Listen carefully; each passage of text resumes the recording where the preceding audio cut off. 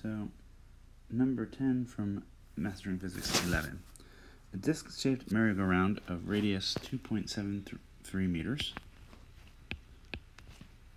and mass 185 kilograms rotates freely with an angular speed of 0.67 revs per second.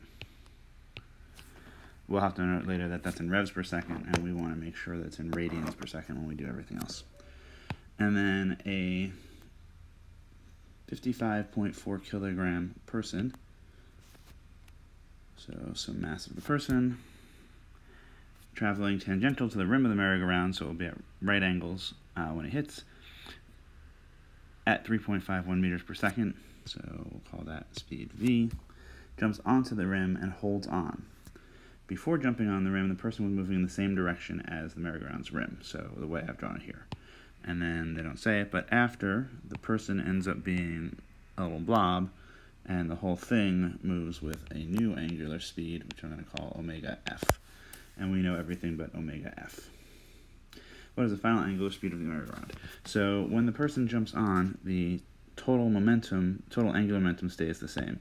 So our initial angular momentum is I of the disk times its spin plus the moment arm of the person times the person's velocity, person's momentum.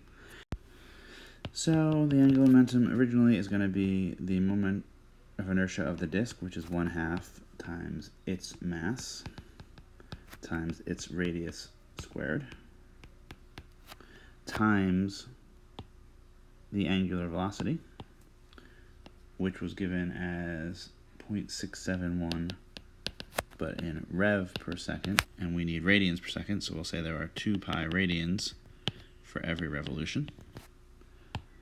And then we're going to add back in the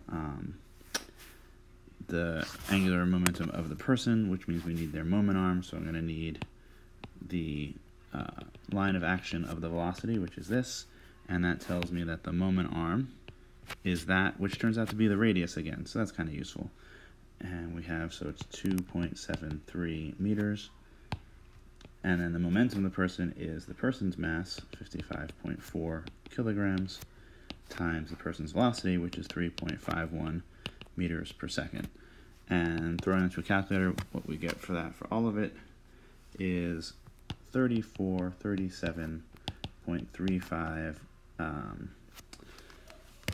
kilogram meter square per second. We don't really have that much accuracy. We have 3 digits, so I'm going to keep 4 digits and call this 3437 kilogram meters per second square. And let's put that over on the side just so I can remember it and get rid of the other stuff. Now we have to do the same thing for the final momentum. The final angular momentum is going to be the final moment of inertia times the final speed. And the reason I say that is that not only does the disk have rotational inertia, but now so does the person, who themselves are also executing this circle. So we have to add them in.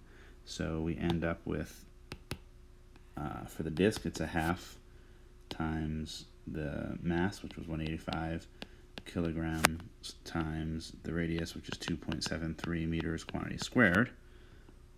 And then we need to add in the person, and the person's going to have their mass, 55.4 kilograms, times the radius squared, because they're essentially a point-like object, so their rotational inertia is just mr squared, and then finally omega f. So if we throw those things together, we get the following number. We have 1099.3 kilogram meter squared times omega f.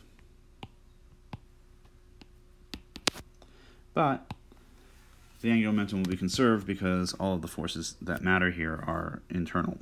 There is a force from the hinge or the circle, the pivot of the disk, but it exerts no torque since it's at the pivot point. So we can just say that Li equals Lf, or 3437 kilogram meter squared per second equals 1099.3 kilogram meter squared omega f. and that gives us omega f equals 3.1265 radians per second, which should become 3.13 radians per second. Apparently we have a slight rounding error, but I think that that's just if we're tracking sig figs correctly.